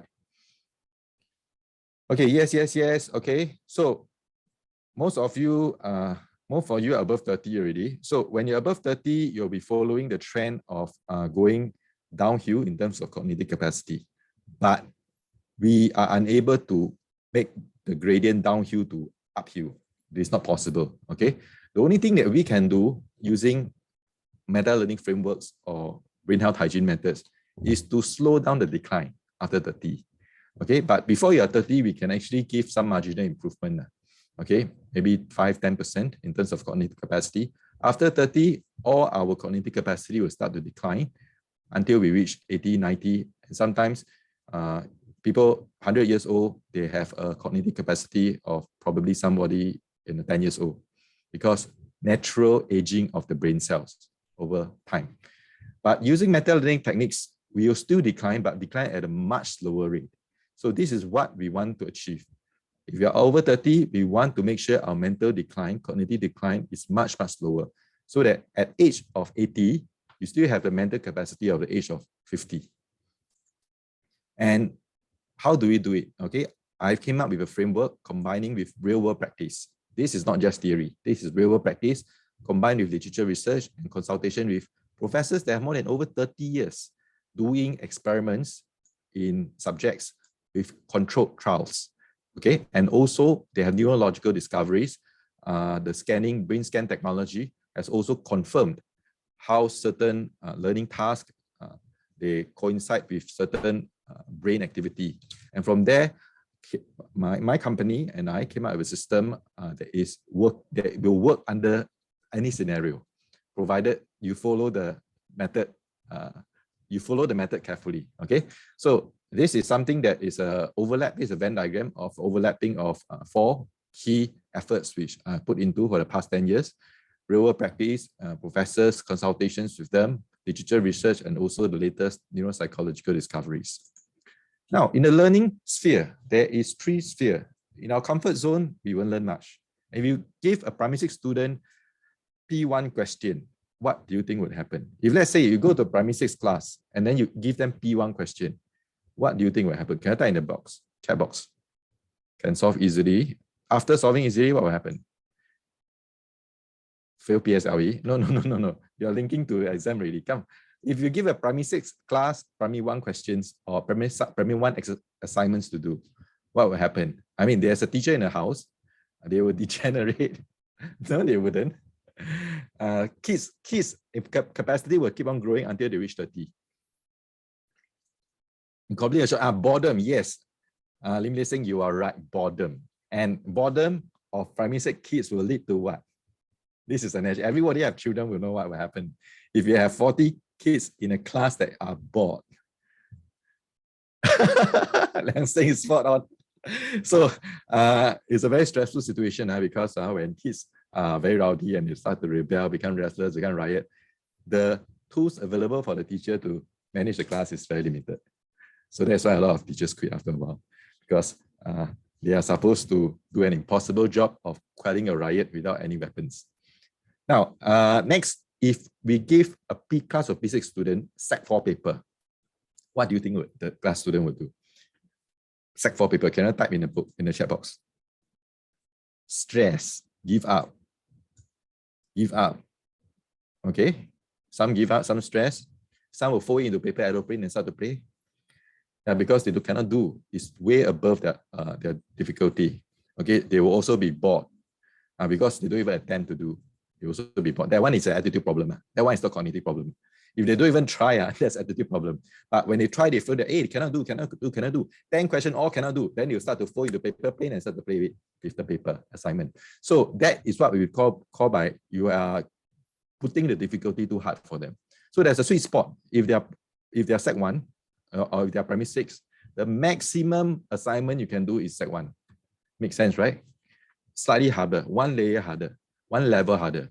So this is what we call the zone of discomfort. Slightly discomfort, but not so much as to kill their curiosity, not too little as to bore them. And this sweet spot is what we call desirable difficulty. We issue a assignment or task or a challenge that is desirably difficult. And this one will have to depend on the teacher's skillfulness of the teacher, whether they know what is the right dose of desirable difficulty, what is the right amount of timing, what is the right timing to dose the desirable difficulty, and at what level. Is it slightly higher, slightly lower? Some people, they are early bloomers, they can do more. And if you go give them too little, they feel bored very quickly. So the teacher will have to be able to distinguish which person has which kind of capacities and customize accordingly. Customized learning is one of the hardest things that a lot of educators are struggling right now. Demotivated due to sudden significant increase. Yeah, correct. So people can either get demotivated or they can just not do the whole thing at all. Okay. So overstimulation is thus not in the path of proximal development. Oh, I like the word proximal development. The zone of proximal development, that is the technical term when you have a more knowledgeable other and a less knowledgeable other. In between is the zone of proximal development, without which there will not be meaningful learning. So but mental trauma and injuries is something we don't want to do. Okay, pain is a very good teacher, but please don't inflict pain that can cause permanent damage. That is one thing, because they say no pain, no gain. They always like to say, but the problem is sometimes the pain is so hard, right? They get traumatized permanently and scarred for life, and that is a crime. Please don't do that. Especially if you have young children, if you have children, be careful with what you say, because some things you say to them, it can last for life. Okay. Next one, what do you see in the chat in this picture? Can you type in the chat box? What do you see? First thing that comes to your mind. Molding. Not with the D. It's not with the D. Molding is molding a crab. Okay. Good try. Are you sure this is a crab? Oh, molting. Cheryl is right. Lobster. Okay. It's lobster. Yeah. It's the same family of lobster. Anyone else? Prawn. Are you sure prawn has this thing here? The thing here, dude. Does prawn have this? Crayfish, correct. Crayfish is the correct answer. Now, this is a crayfish that went through. Oh, I'm saying is hungry. You see it as seafood. So most crustacean, their bone is outside the body. Our bones are inside. That's why we call it bone, skeleton. But when the bones is outside, it's called exoskeleton from the outside. So when they want to mold, when they grow larger, it's a soft tissue in the body that grows larger. So when they grow and grow and grow, they will eventually, soft tissue will press against the exoskeleton and then they feel pressure. Oh, exoskeleton too small to accommodate them. So once they feel that pressure that against the exoskeleton, they feel that, okay, they will trigger a signal to the brain. Hey, it's time to mold. And when it's time to mold, they will have to get out of the exoskeleton and they will form a new one. And when they form a new one, when they say cast away old shell, create new shell. Okay, shell is the layman's term. Exoskeleton is the correct term. So when it creates a new one, it will be bigger and tougher than the previous one. Okay, and it's permanent. That is the magic. The new exoskeleton or the new shell in layman's term will be that bigger and tougher than before. But the process of going through molting actually is quite a challenge for all crayfish. They are very vulnerable during that stage, okay, when they mold. So the key point here is without discomfort, there is no progression, no growth, no learning. This is the law of learning. There need to be desirable difficulty and discomfort. Now, if you have exams to take, assessments, tests, before that, we need to do an IOU exercise. Can everyone type in the chat box? What is IOU? What does it stand for? Nothing got to do with owing money. Although This is what a lot of people first impression is. What do you think IOU stand for? Easy to remember, IOU. Before you start to apply my meta learning frameworks, which is here, I always ask them, apply IOU first. That is if you are formal assessments. I means what? O means what? OU means what? I have an answer in a very interesting previous social. They say, I'm officially unemployed. That is the answer. But I owe you, yeah, I owe you. So, Cheryl, I don't know how much you owe me, but please, if you owe me, please return whatever you owe me, okay? But the correct answer is identify the scope, okay? Because you have a syllabus. If you are going for exams, there will be a syllabus. You need to go and find out what is the scope, okay? You need to know what can be tested, what will not be tested. If not, you'll be studying endlessly. You don't know what are the things you will learn. There's limited time for you to prepare for a test. So you need to know what is the scope. Organize all the materials that can fulfill the scope of what will be tested. And first, then next, understand the concepts. And the understanding of concept must come before memorizing, because modern tests, modern exam setters or assessment setters, they all know one thing. Google is on your hand anytime. They don't like to test you on memory anymore because it's so easily Googleable. So most of the time they test you on concepts. And if you don't catch concepts, Google cannot help you. Google has no ability to help us catch concepts yet. Okay? We cannot ask Google to solve to explain a certain concept to you, other than probably maybe 20 years later there's AI, but we are not there yet. So after you're applying the IOU, we go to our framework called the ASPA. Now, these ASPA, Valers, and Mozart will cover in more details during the actual workshop. I share with you a bit more about this baseline memory method. We call it the SCORE method. Okay, SCORE means C, core, S in SCORE means C, cover, and recall. So the first, let's say we have a list of items, fish, meal, etc. We see first, we cover, we try to recall, oh, first item is fish. And then we review two items now. And then we cover, recall again. And then repeat the process again until the whole list is over. Now, this is a baseline memory method. Very easy to do. But easy come, easy go. Remember writing on the sand? Simple and easy, little effort. But 2 days. Usually it lasts maximum 2 days. It's not very sticky. Whatever you memorize using this method will last typically for 48 hours. Sometimes maybe 3 days. But it doesn't last long because there's no much effort put into if you apply a certain method, which I will teach more in my workshop, it's called the Valers method. You apply quite a lot of creative process. It's more effortful, but it will help you remember things much longer. Okay, so these are other memory devices, very famous. They are called mnemonics and acrostics. They use the first letter of each word in order to form a sentence that makes sense. So we have been using this for many years, hundreds and hundreds of years. And there's this thing called the ACRA chain. Okay, when we learn things, we always have to start with encoding. The stimulus comes in, we encode it, and this is the difficult part. Okay, then we consolidate, usually when we are resting or sleeping or not very focusing. Actually, our mind subconsciously is consolidating what we have just learned or encoded prior. And then it has to be retrievable. When we try to retrieve, and when we apply it, it forms the whole chain. Okay, so the interesting thing is when you can see application of a certain knowledge or skill sets, we can confirm that ECR has also occurred because it's a chain. Okay, Joe asked me to go back to the last slide. This one, is it this slide, Joe? Maybe I jumped too fast. This slide. Okay, anyway, because of time, please, apologies, I need to move forward.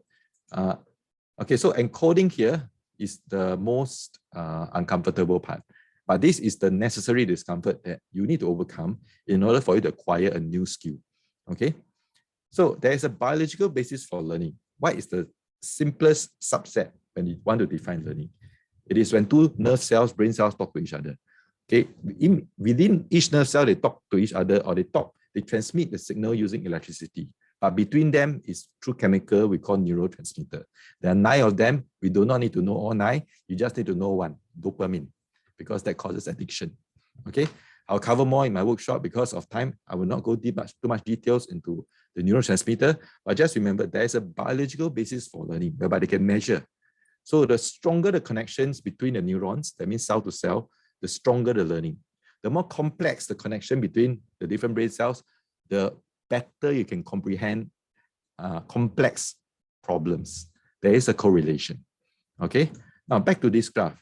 Okay, as our brain cells age, which is our neuron, memory learning start to decline. And remember, there's MRT long back then in the 1990s compared to today. Back then, there is a few lines only, and today, that's what we call the spaghetti. You splash spaghetti on a plate and then it's a mess, right? Yeah, it looks like a mess. But there's this benefit in today's MRT. Compared to 1990s, today commuter can go to more places in less time. More places in less time. We have almost the car has almost become irrelevant anymore because we are just so well connected. This is something our brain, okay? If your brain is well connected, have new pathways, eventually you will have faster learning speeds and like greater passenger capacity, you will have greater learning capacity, memory capacity. So our brains works a bit like the MRT station, okay? Back in the past, if you have very few stations, very few rail lines, very few interchanges, it will reach less places and it will take a longer time. But when you have more lines, more stations, more interchanges, commuter travel time reduces and we are able to reach more places much faster. So this is the same concept for how our neural brain works. We call this the neural network, okay? So next one. Okay, so switching between diffuse, there are two states of mind. It's called a focus state and diffuse state. I will share more about it later. The switching between the two states will create new neural pathways. This is confirmed by science research. Okay, and it's this new neural pathway that will confirm that new skill and new learning has been acquired, has been created. And how do we get focus and diffuse? Okay, so this lead to faster learning speed and shorter learning time. So we'll share a bit more about focus and diffuse later. Now, we talk a bit about brain health hygiene. Brain health hygiene, right? We need to follow certain routines. How to look after our brain health. Okay, basically 3 pillars. You need to get all these 3 right. The first is sleep, next nutrition, next is movement. Okay, I'll only focus on one because of time. Now, wait, sorry. So sleep is the critical for survival. Okay, it's under the Maslow hierarchy of needs as a basic form at the base, critical for survival. You need 7 to 9 hours a day. The quantum is non-negotiable if you are below a certain age. If you are 80, 90, you say I only need 4 hours. Most of the time, nobody would dispute because they don't have much brain cells active. That's why old people say I only need to sleep very little because a lot of their brain cells has died already. Okay, and they feel very recharged with very little sleep. But people like us, all young people below the age of 80, we should get at least 7 to 9 hours a day. Okay, and try to fix your waking time and sleeping time because it affects your learning and brain health over the long term. So you see security guards, right, that do night shifts, graveyard shifts. After a while, you see their brain health start to deteriorate. They will have neurological issues, neurological problems if they do graveyard shift for too long. They are doing it as a sacrifice to society. So we respect security guards doing night shift. And try not to take coffee or break because they're stimulants 6 hours prior before we sleep. So if you're sleeping, let's say midnight today, you shouldn't be drinking coffee now. Yeah, you should have been drinking a last year of coffee at probably 5, 6 p.m. and use a traditional alarm clock. Next thing is about temperature. Yeah, there's the ideal time. Why an alarm clock and not handphone? Because handphone is emits this kind of blue light. This blue light will make sleeping a bit harder later on. And oftentimes, handphone will cause us to start scrolling into social media apps, messages, and then once you start scrolling, you realize that it's 3 a.m. Yeah, especially TikTok, because I have students that once they start scrolling TikTok, they cannot stop until 5 hours later. Yeah, because the addictive fluid is built inside them. I tell you the truth, for program certain apps, they actually hire psychologists, clinical psychologists to join a company as a full-time staff to develop an addiction loop within the wireframe of their app so that the user will become addicted. They are that I would say that serious about getting you addicted. Okay, so we try not to have this kind of addiction near bedtime. And temperature, there's optimal temperature for our brains to sleep between 18 and 21. If you're very cold, please put on a blanket, put a jacket, but the air you breathe in will signal to your brain that this temperature is time to sleep. Okay, now too hot cannot sleep, man, because too hot usually our brain will sense is danger. Okay, Google Home can, Google Home is better. Yeah. Google Home can. I use Google Home personally, but I also use traditional alarm clock, the one with 2 bells and a gong inside. Dang, dang, dang, dang, dang, dang. Yes, I use that because it forces me to stand up and go and off it. I cannot snooze that. Okay, next. Okay, this is a publication from Nature. Nature is the most prestigious scientific journal in the world. Okay, in 2005, they published a paper that confirms categorically that memory is formed during our sleep. Memory is formed during our sleep. If you don't sleep, whatever you learn in the past 24 hours, 48 hours, they will be washed off like what happened in the beach. Okay? If you don't sleep, what you learned 24 hours prior will be washed away very quickly. So please sleep well. And when we sleep, our brain don't shut down. If our brain shut down like the brain wave like that means we are dead, we are brain dead. Okay, so there is brain waves when you sleep. They do sleep science, they ask them where the EEG cap, right? And then they measure, hey, during sleep, the brain is still activities, but it enters a waveform called the delta state. And in during the delta state, still something happened that is called memory consolidation. Okay, and they also try to remove certain materials that only can take place when we sleep. Okay, REM sleep, rapid eye movement. So one of the things you can do from today onwards, probably try to engage a routine whereby first hour before you go to sleep and first hour when you wake up, don't touch the phone. I think it's possible because 30 years ago, before phone were invented, we spent 24 hours a day without a smartphone. I think 14 hours a day without is still survivable. 8 plus 10 is 10 hours. 10 hours a day without smartphone is still survivable because we used to spend 24 hours a day without smartphone. So this will help our brain health hygiene because during this period of no smartphone period, it will ease us back into sleep better. And when we wake up, we have this quiet time for our brain to connect to the natural world rather than to the digital world. And if you repeat this cycle every day, our brain will thank you over time. Okay. So brain health hygiene, another question that we should do is we ask this question, WILT, I think that the educators here would know what is WILT. WILT stands for what have I learned today? It's a question that we should ask daily and should not be limited to just academic questions. It could be anything. I listen to wife more, I listen to husband more, don't pamper the kids. All these are lessons you can learn. When you engage in brain health hygiene, our brain size do get bigger. Okay, but the other aspects, so due to time, I only share sleep and the daily quilt question. Okay, there's also this neural learning framework. Focus and diffuse are 2 different modes that our brains are in most of the time, especially when we study. And it's a switching between these 2 modes that form new neural pathways. So it's like a scoop, excavator. When you scoop information, right? Okay, the scoop information, they need somewhere to unscoop and release the dirt, the soil, whatever, before they can scoop some more. So the scooping part is the focus part. Diffuse part is the releasing part. So if you just keep on scooping, there's only so much that your brain can enter your brain. If you don't release it, there's no more things you can scoop. It is this analogy to say that we should not spend hours on end studying non-stop. Usually 20, 30 minutes, 1 hour max. Then you should go and relax because during the relaxed phase, your brain state enter diffuse, and then you actually unscoop, you release the soil so that the next study session, you can scoop more soil. And how do you repeat this? We do it using the spaced repetition method. Okay, the first time when you do a repeat for studying, revision, we do it very close to the first round. The next one will be spaced out further. The next one will be spaced out even further. So if you want to spend out 5 revision sessions, the first one will be next day. The second one will be 1 week later. The third one will be 1 month later. The fourth one will be 6 months later, and the fifth one will be 2 years later. And by the time you do the fifth or sixth one, it becomes long-term permanent memory. And during the spaced repetition, right, when you do the revision, you need to do it correctly.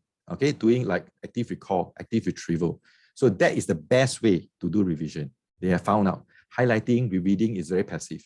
And passive, you learn much less doing passive way of learning. Okay, so there's this thing called ASPA, activity-based random recall. Now, for example, why is it random? Why is R important in random? There's this bonus benefit when you randomize skill sets. Okay, some people call it interleaving, but I use random recall for people to know it is to shuffle things up. For example, let's say you want to play basketball, okay?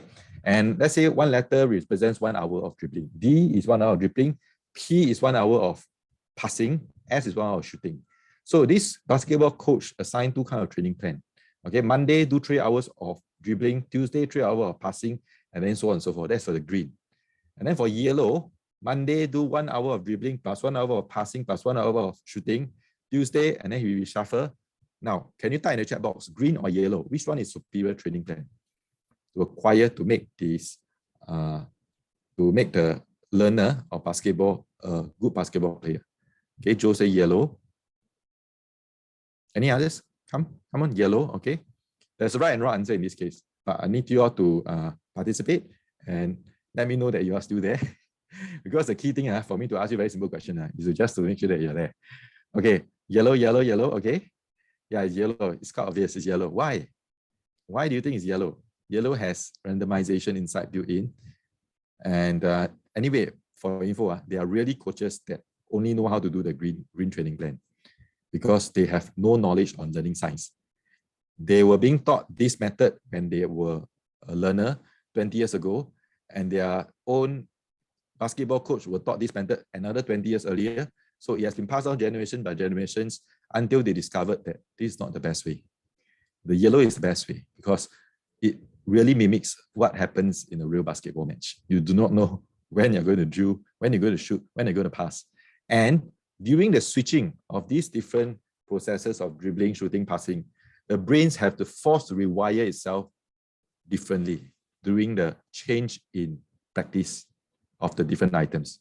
So we are actually focusing on the change, not just the practice itself. Okay, so coming back to this picture again, easy come, easy go. If you learn things very easily, you will forget very easily. So effortful learning will help, will make the memory last longer than effortless learning. Effortless learning is something, actually effortless learning is I would say oxymoronic word. It doesn't exist. Real learning does not take place without effort. That is the real magic or the real law of learning.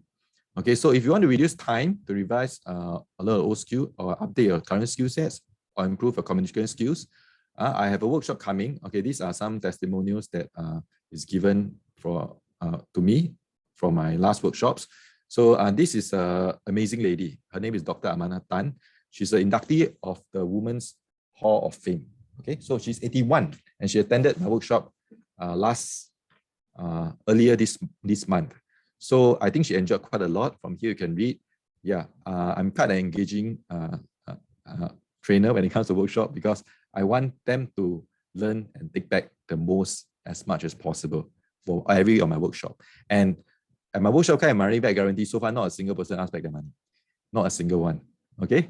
And okay, you can go to Best Buy and you can see the reviews there because I have about 16 reviews. Okay. Average 4.9 stars out of 5. So this is the Flame Workshop online. They will be holding the next upcoming one is 27th of November. It's a Saturday between 1 to 4. Okay. It is a half-day workshop conducted over Zoom. So this is the link. You can scan this to go to the Google form to sign up. And the fee is only $47. And we will cap it at 20% next. And I'm really cap it at 20. So first come, first serve. Once I hit 20, you have to join the next run or you have to open a separate class. So please sign up as soon as possible because people usually snatch out the seat quite fast. And there's 100% money back guarantee. After you attend the whole workshop, you think that this one not helpful at all, I refund you the money, every single cent, okay? I even absorb the administrative fee because usually when we pay online, there's administrative fee incurred. I will absorb that. I'll return you all $47 because I'm very confident that what I do, what I share, what I teach is helpful because they are backed up by science. So that's the end of my presentation. Thank you very much. I'm open to questions and answers. You can speak, that will be the best because it's a Toastmaster, so you'll be glad to hear your voice. But if you are shy to speak, you can also type in your question into the chat box. Daniel, a quick question from me, Alison. Yes, Here. I listen. Yeah. At the time that you learn, let's say, you know, sometimes as students, there's this thing called burning midnight oil, right? We always stay up to actually learn or study before the exam. So from your perspective, how effective is that? Burning midnight oil should be discouraged at all times because once you burn midnight oil, you will sacrifice sleep. And when you cannot sleep, whatever you learn, you learn during the burning, it will not consolidate when you sleep. The next day you cannot perform because you need the sleep to consolidate the memory in order for you to perform. And burning midnight, usually they do it before exams and tests. Okay, and that is a very, very bad thing to do because the learning utility, I would say percentage of absorption is probably 5 to 10%. But if you use meta learning frameworks, scientific method, it will increase to 40, 50, almost 10 times more effective. But you need to space it out. That's why they call it last minute hug the Buddha leg. It could be any other gods. Okay, for Buddhist Buddha, it could be people who believe other religion, they last minute hug the leg of a deity and hope that crash learning of midnight oil is going to save them. But usually they're not going to do well, usually, because they were sacrificing their sleep. And without proper sleep, next day they cannot perform in any task, not just exam. In fact, driving, if you didn't sleep enough, even when you drive, you can get into accidents. Yeah, so strongly discouraged. But burning midnight oil still works, right? Yes, short yes, still burning oil. I used to do that when I was younger, but I realized that it's very damaging to the brain. Luckily, okay, if your child is still young and burn midnight oil, they can recover because young people, brains recover quickly. But once you pass 30, once the damage is done, usually it's done. We can only slow down future damages. Past 30, okay, what we call, there's a process called neurogenesis, which is the creation of new brain cells. After 30, the rate of neurogenesis become negligible. So please protect your brain after age 30 because it will decline, and our job is to slow down the decline. Don't engage in activities like smoking, boxing, whereby they keep boxing their head. Boxers usually have a short lifespan and they have neurological disease because they get blows to the head a lot of time. So their brain cells will die. I sign up. Thanks, Pei Soon Ken. Thank you very much. I would really encourage all of you to sign up because there is no risk at all. I return you, I don't think the money is the real problem here. I think because 47 is quite affordable to most people. It is really the learning outcomes, whether it benefits you. And one of the good things is this: if you have children, this is actually from age 18 to 81. 81 because Dr. Amanatan is 81 and she find it useful for her. Why I choose 18 and onwards? Because I want learners to be serious in my workshop.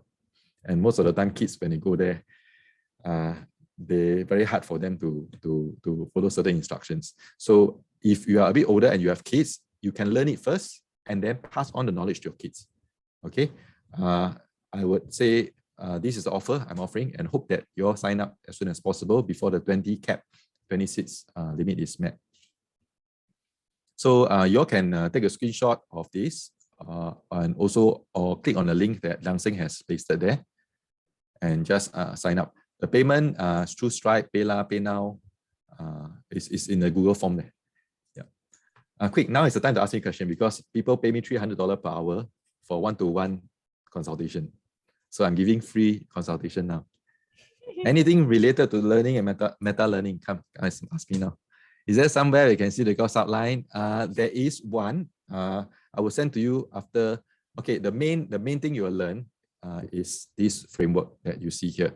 A lot will be in the detailed outline. I have not created yet because just finished the one-day workshop. I have to craft out even more things from the one-day workshop to squeeze it into half a day. But the outline will be covering the mainly Mozart, which I didn't cover today. Mozart is one of the most powerful comprehension framework ever invented. They call Mozart mapping. But I will keep it in suspense because revealing too much now will not be my interest. I want to keep it in suspense. Come to the workshop to find out more. What is the difference between one day and half day online workshop? Okay, I'm going to cut. Okay, one day workshop is Content-wise, we'll have less content because not enough time to cover. But I realized that one day a lot of people, they cannot find the time to squeeze out one full day. So I will try to extract as much gist as possible, the most important things, and deliver it within 3 hours. Yeah, typically it started the first design when I started design of work courses. The course is started with 3 days. Then I realized nobody can cover out 3 days. Opportunity cost is too high. And one day, a lot of people also cannot make it. So 3 hours. But 3 hours, we'll have quick activities. Quick activities is it a must to sleep at night only? Not necessary, but it's strongly recommended. If you don't want to sleep at night, make sure you sleep in a room in total darkness with blackout curtains. Yeah, because the presence of light, even artificial light, will affect our sleep. Okay, our eyelids are not very good blockers of light. Eyes can still enter our eyelids.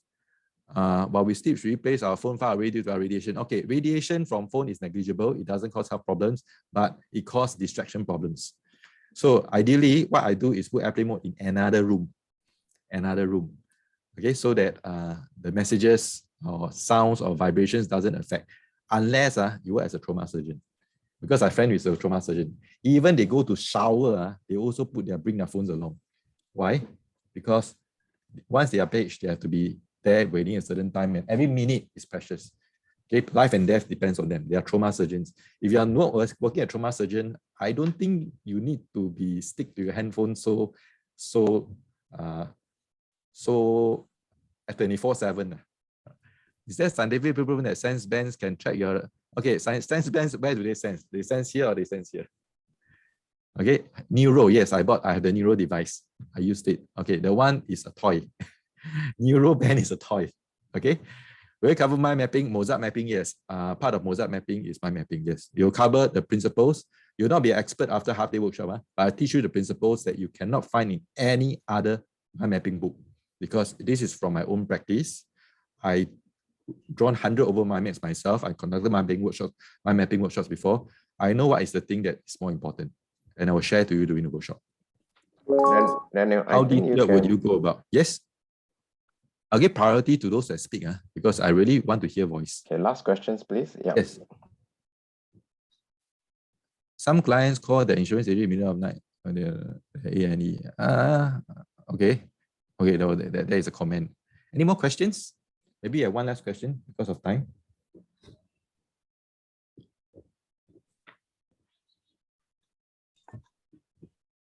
Is there somewhere we can see the course outline? Yeah, the course outline is generally, okay, is these three frameworks. But once you sign up, there will be a workbook that is provided for you.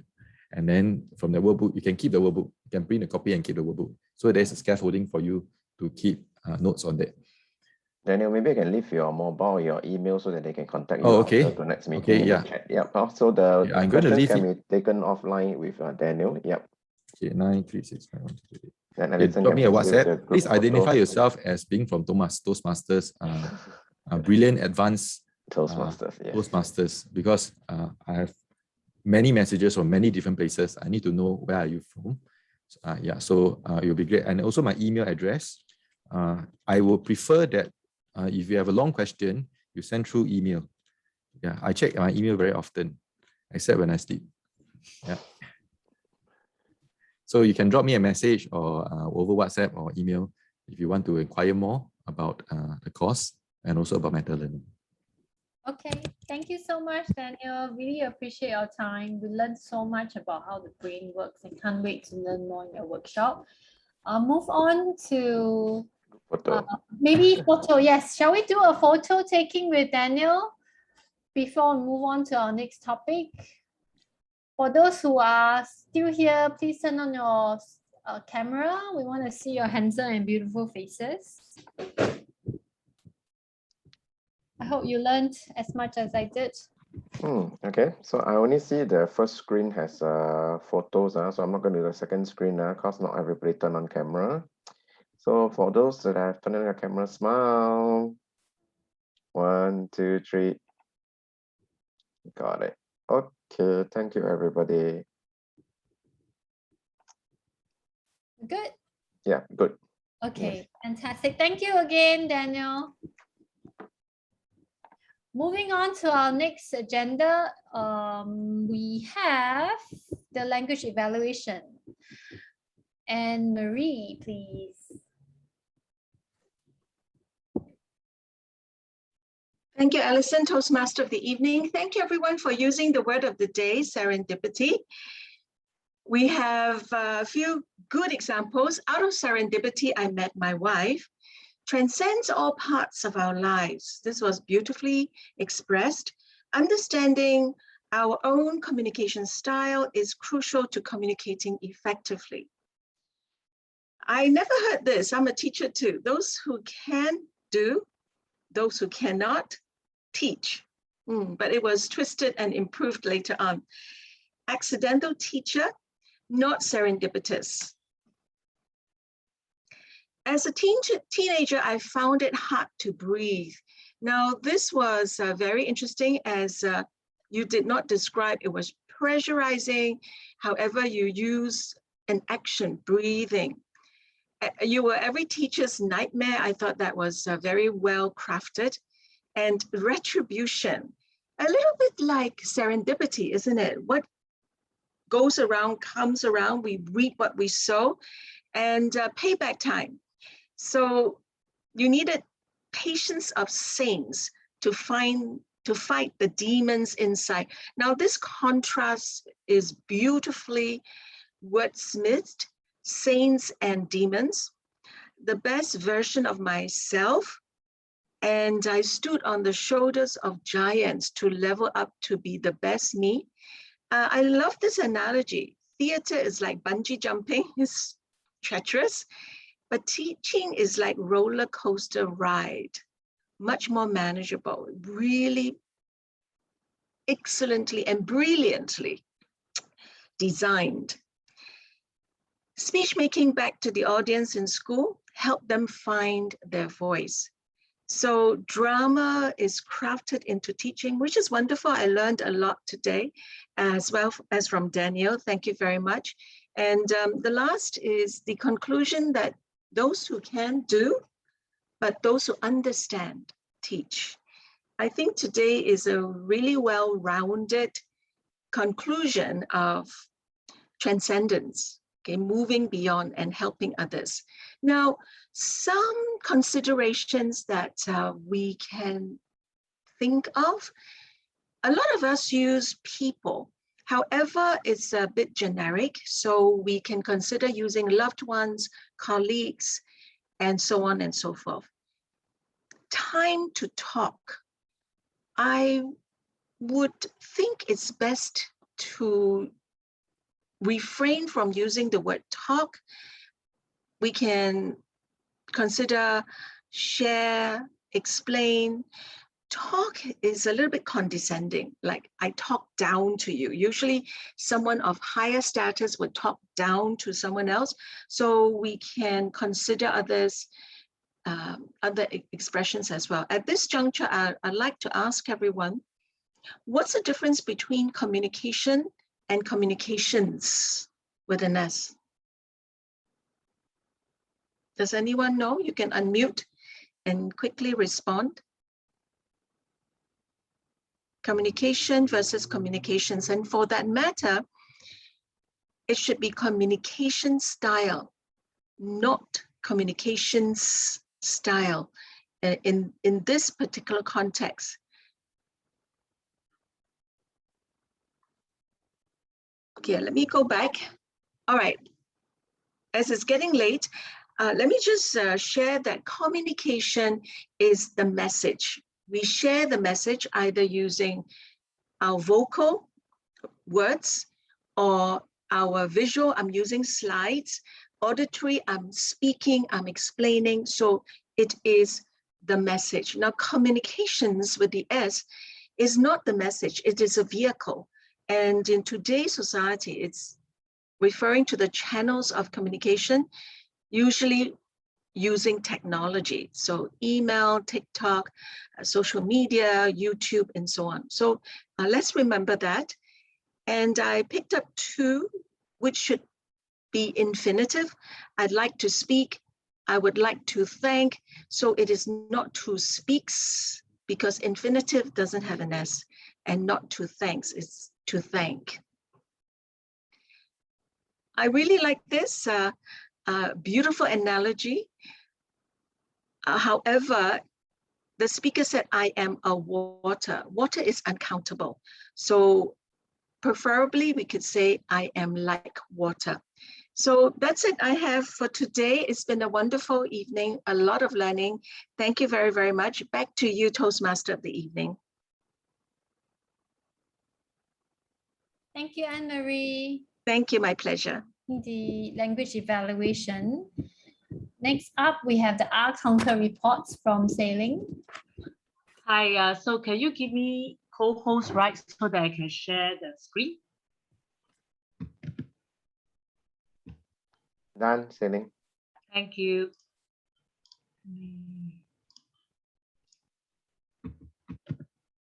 Can you see my screen? Yes, we can. Right, so Liang Seng has committed 3 Ers, 5 Ms, 1 OK, 1 right, 1 so, total 11 pause fillers this evening, both as a timer as well as his opening address. Allison has committed 8 Ers, 9 Ms, 2 OK, 1 actually, 1 you know what, 1 N, total of 22 pause fillers. Yihua has 2 Ers and 2 Ns, a total of 4, but I must confess, I was so mesmerized by her speech, so I wasn't fully paying attention to counting pause fillers. Riaz has committed 1 ya and total of 1 pause filler. Jeanette has committed 1 OK, 1 N, 1 well, total of 3 pause fillers. Jean has completed 13 pause fillers, 13 Ers, 1 1 OK, 5 Ns, 2 souls, 1 word repetition, how the total of 23 pause fillers.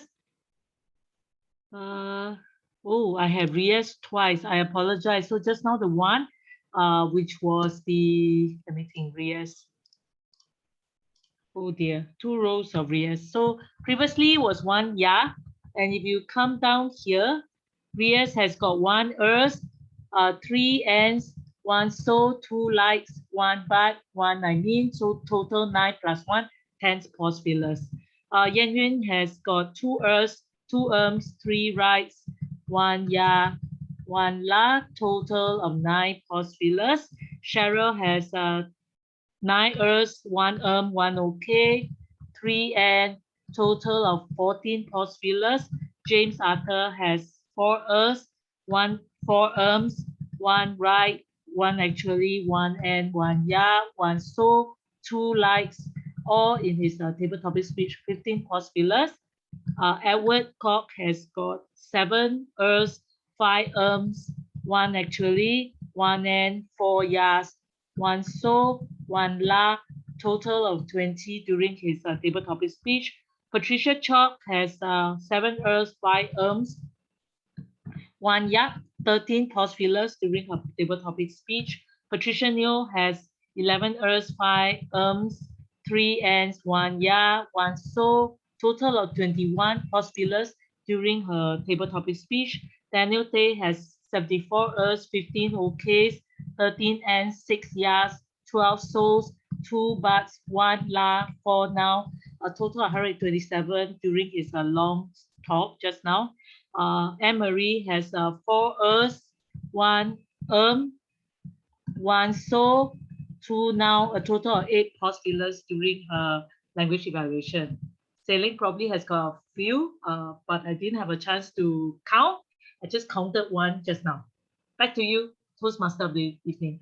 Toastmaster of the day. Yeah. So much, Sailing, for the very detailed counting of all our pause fillers. Thank you. We move on to the last session, which is the awards and closing address. The last awards that we have is for the table topics. Drum roll, please. The table topic winner for this evening is Cheryl. Cheryl is still around? Congratulations. Yay. And And we move on now to the last part of the session. We have the closing address from Liang Sing. I listen from you. So from me. Oh, sorry. You can close the meeting. It's okay. Thank you very much, everybody, for joining this evening at this wonderful session with the mini talks. I think it's a very refreshing reminder how intricately complex our brain is, especially the part about us degrading by the age of 30. We didn't realize it, and we're still out there partying like we are still 18 years old. So it's a good reminder for all of us, and I really thank all of you for making the time, and hope that you've learned a lot during this session. And please join us for our next coming session in December. Liang Xing, please remind us, when is that going to be?